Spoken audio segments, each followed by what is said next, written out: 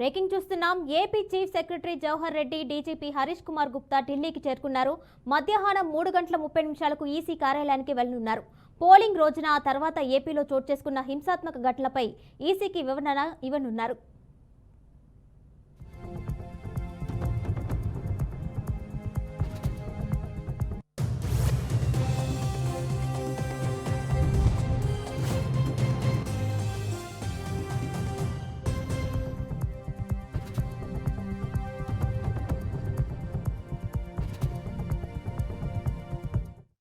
ఎన్నికల తర్వాత పల్నాడు, తిరుపతి, తాడిపత్రి సహా పలు చోట్ల జరిగిన హింసాత్మక ఘటనలపై ఈసీ ఆగ్రహం వ్యక్తం చేసింది. హింసను ఎందుకు కట్టడి చేయలేకపోయారని ప్రశ్నించింది.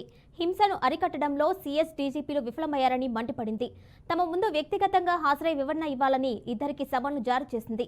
హింసను నియంత్రించడంలో విఫలం కావడానికి కారణాలు, దాడుల్ని ముందుగా ఊహించలేకపోవడానికి కారకులు ఎవరు అనేదాన్ని వివరించాలని సమన్లో స్పష్టం చేసింది.